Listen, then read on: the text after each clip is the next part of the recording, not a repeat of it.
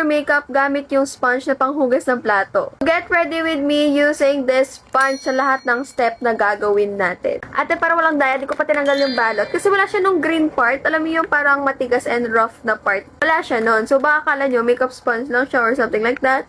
Di ko pa tinanggal yung balot talaga. Ayan. Tcharan! Ate, hugasan ko muna to, syempre. I'll be right back. And finally, I'm back. Ate ko, nahugasan ko na yung sponge natin. So, medyo damp na siya. Hindi ko siya gugupit-gupitin para challenge talaga, ate ko. Gantong shape lang talaga siya as is, ate ko. Hindi ko siya gugupit-gupitin or whatsoever. Basta sa lahat ng steps ng makeup natin, gagamitin natin to. Even blush, even powder, even eyeliner. Tingnan natin kung kaya natin yan. Nakapag-primer and skincare na pala tayo. Ayan o. Ayan yung patunay na nakapag-primer na ako. Kung gusto nyo ng ganung grip, ate ko, comment down below and then i-comment ko yung link sa inyo. Maglalagay lang ako dyan and then i-blend natin siya using yung sponge na yon. The moment of truth. Siyempre, titipid-tipirin natin. Sulok-sulok lang. Kasi since padayo pa tayong makeup steps. Blend ko na. Nasip-sip laat. Nasip-sip laat. Feeling ko yung magiging base natin, magiging patsi-patsi, gano'n, may buo-buo, may part na meron, may part na wala, kasi nga sinisip-sip ng sponge, tapos alalaki pa ng butas ng sponge mo. Tama. Ano pa ba itong pinagagawa ko? Gato siguro yung feeling ng maging plato, no? Gato yung feeling ng mga baso, mga kutsara, mga plato, na pinaghuhugas nyo dyan, gato yung feeling nila.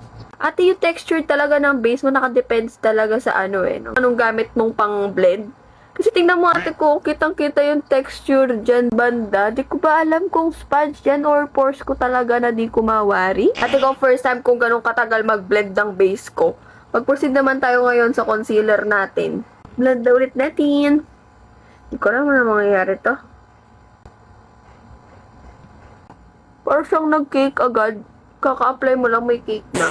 Tingnan nyo te kung anong itsura pag hindi ko tinatap-tap-tap-tap ng ganun. Kung ginadgad ko, tinan mo itsura.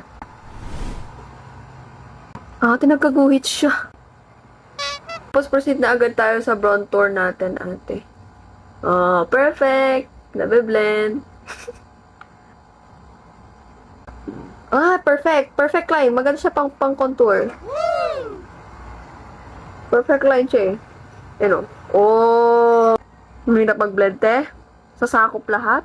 Ate ko, proceed na agad tayo sa blush natin. Direct ate ko, ginasgas ko yung nadugyot tuloy siya.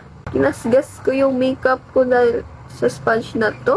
Baby girl ang atake ng blush ko ngayon, ate. Pero yung texture, not baby girl. Inumin na natin yung packaging niya, ate ko. Nilinisin ko natin gamit tong sponge na to.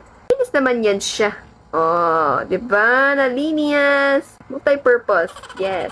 Ate ko, this is it, ate. Magpa-powder na tayo gamit yung sponge natin na pang malakasan. But first of all, syempre, dapat i-blend muna natin ng maayos lahat, ate ko. Tatakpak ko lang muna siya dyan. Yan siya, nandiyan na siya dyan. Oh. Magbe-bake tayo, sige. Maglagay pa tayo ng guhit yan, pantay yan. Oh, diba? Ayun, nagadgad na naman yung makeup. Tignan mo siya, Day. Para siyang ano, powdered sugar na cake. Tapos kulay pink. Pag ako hindi ko nataktak mamaya yan. Diyos me. Yung madali ito gamitin for bronzer kasi naka-shape siya.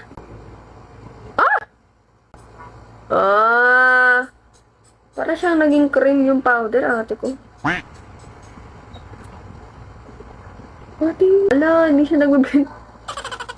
Snatch na ba yung mukha ko? Oh, parang stamp lang Tapos lagyan natin yung highlight yung gitna ng ilong. Para magkaroon talaga siya. Hindi ko nakikita, ang hirap. Grabe yung ano ng ilong ko tayo. Napagpag ko lang muna lahat ng powder na binake natin kanina. Tignan natin kung mapagpag natin sa sponge na to. Oh, napagpag ko! Tapos after nun, yung hindi pa natin masyado napagpag na powder sa magmumukha ko. Hindi naman pwedeng mas-sponge din to. Spray to, ate ko.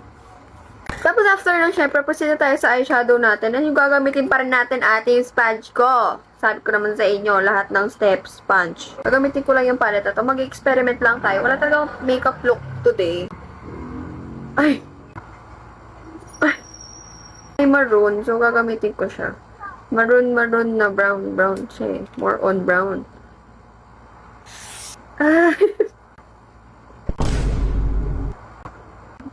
Ay, plakado.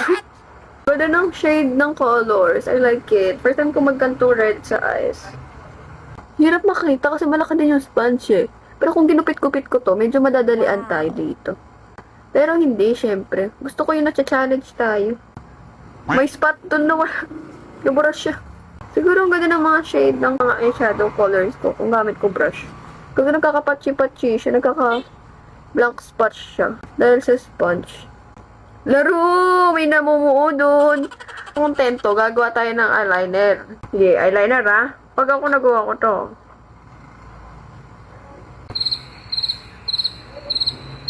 Ate, paano ako gagawa ng eyeliner dito? Tapos gano'n, slide. Slide. Oh, nakagawa ako kahit konti. Nag-iisipan ko ngayon, paano ko lalagay yung mga eyelashes ko and whatsoever using that sponge. Pati ba sa kilay, sponge din? Ano to, dog show na ata to? Hindi naman tumikap eh. Ate, wala siyang nalalagay. Ay.